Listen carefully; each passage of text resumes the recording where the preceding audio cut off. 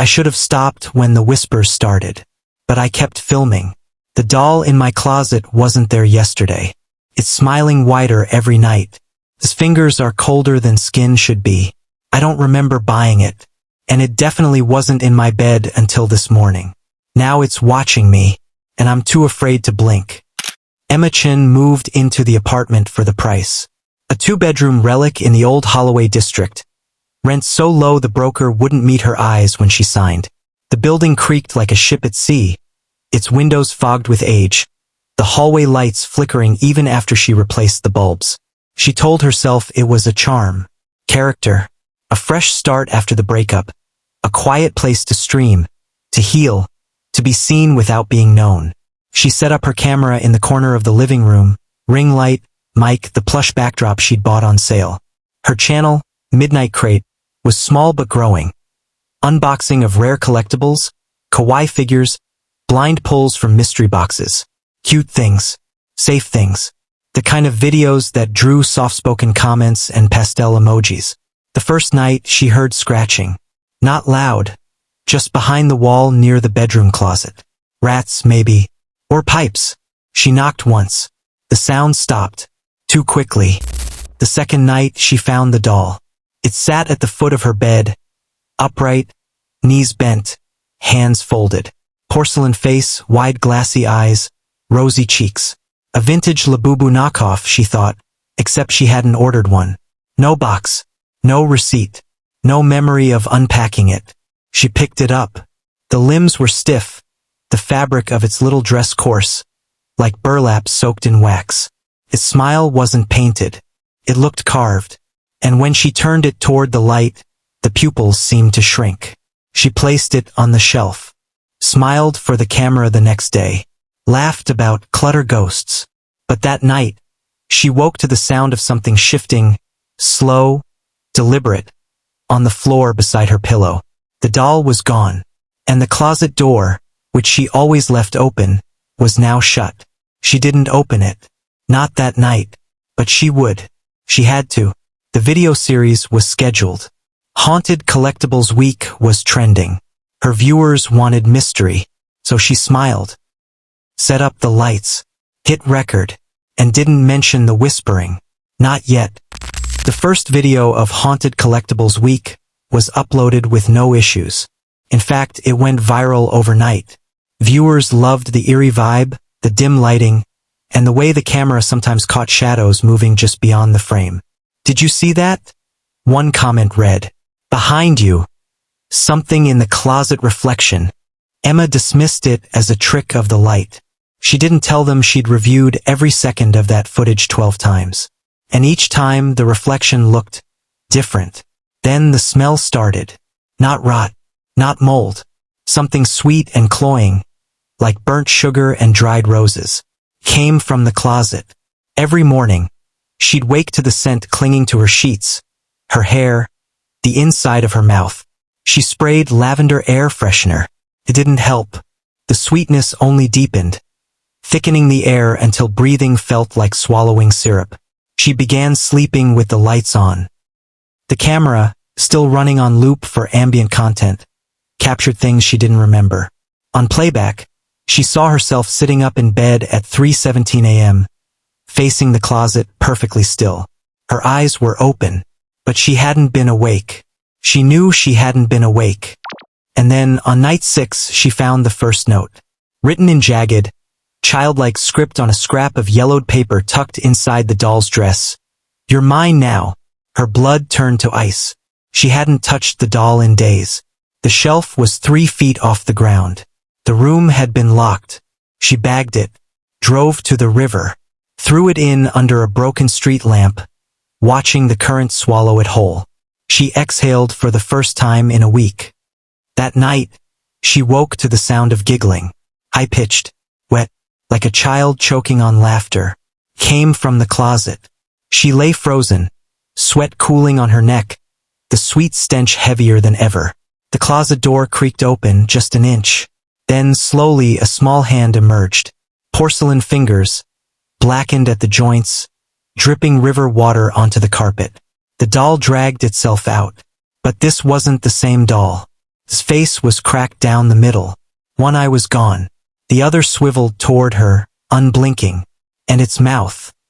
Its mouth was sewn shut with coarse, dark thread. Only, the thread was moving, as if something inside was chewing through it. She didn't scream. She couldn't, because in the silence that followed, a single guttural word bubbled up from the thing on the floor. Not in a voice, but inside her head. Found. The thing on the floor didn't move. Not at first. It just watched her with that one blackened eye, the thread in its mouth twitching like a worm caught in a snare. The giggling had stopped. The room was silent, too silent. No hum of the fridge, no distant sirens. Not even the creak of the building.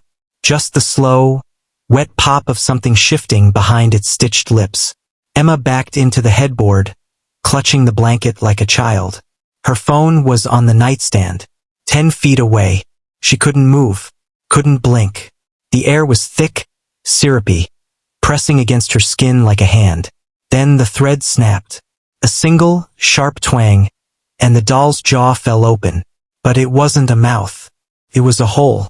A deep, pulsing cavity lined with something pink and veined, glistening in the dim glow of the ring light she'd left on. It wasn't mechanical. It wasn't porcelain. It breathed. And from within, a voice. Not a whisper. Not a scream, but a chorus. Rose in layered tones, like children chanting in a cave. We've been waiting. The words didn't echo. They crawled. Up her spine. Into her ears. Beneath her skin. She clamped her hands over her head, but the sound was inside her skull, looping, multiplying. Memories that weren't hers flooded in. A little girl crying in the same room, decades ago. A mother whispering, "Be quiet, or the doll will take you." Then blood on the carpet. A small hand, lifeless, clutching a porcelain face. A ritual. Promise. A transfer.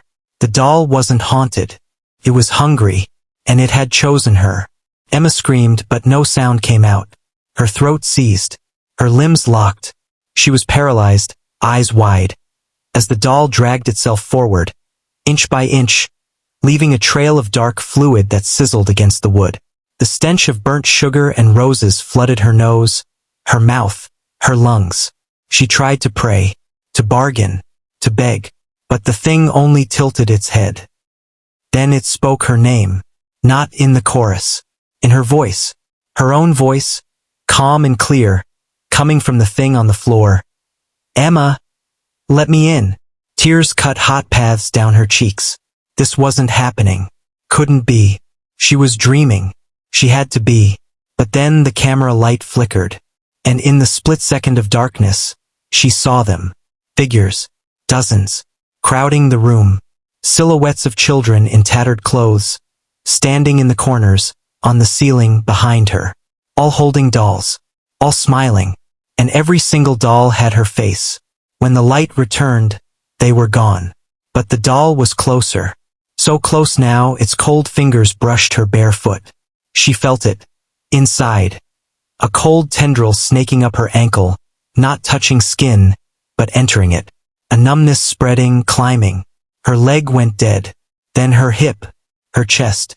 Her breath came in shallow gasps. She looked down. The doll was no longer on the floor. It was on her chest, its cracked face inches from hers, its one eye reflecting not her face, but an empty room, a dark closet, a shelf, and from deep within its throat, the chorus returned, softer now, almost tender. Don't worry, you'll be us soon.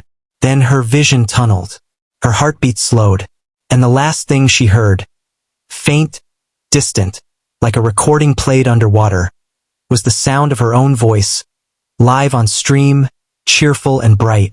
Hey homies, welcome back to Midnight Crate. The stream never ended. For 73 hours the camera rolled, lights on, microphone live, broadcasting silence. Fans noticed first, then moderators, then the police. They found the apartment unlocked. The ring light is still glowing. The camera pointed at the bed, where Emma lay perfectly still, eyes open, lips curled into a faint, unnatural smile. No wounds, No signs of struggle. Her skin was cold, waxy, like porcelain left too long in the sun. Her pupils were dilated, fixed. Not dead, the doctor said, but empty. As if something had been carefully removed. She was alive, but she wasn't there. In the hospital, she never spoke. Never blinked unless prompted. Her EEG showed no dreams. No brain activity during sleep. Just a flat, quiet hum, like a machine on standby. But at exactly 3:17 a.m. every night, her head turns, slow, deliberate, toward the corner of the room, where the camera used to be. Online, the video remains up. Haunted Collectibles Week, Part 1. Over 2 million views. Thousands of comments. Some say they hear whispering if they watch it with headphones. Others claim the reflection in the closet glass changes with each viewing, sometimes Emma, sometimes a child, sometimes nothing at all. One user uploaded a frame-by-frame analysis. At 6:47 of the original video, just before Emma stopped speaking, there's a single frame, too fast to notice, that shows her face melting, her features softening, reshaping, into the dolls. The upload was deleted an hour later. The user's channel vanished. But not before they posted one final message. It's not a possession. It's a replacement. And it's already picking the next one. To this day, if you search for Emma's old videos, the algorithm suggests a new channel, Midnight Crate, same profile picture, same intro music. But the voice, it's just a little too high, just a little too chewed. And in the background, if you listen closely, something is knocking from inside the closet, waiting to be unboxed.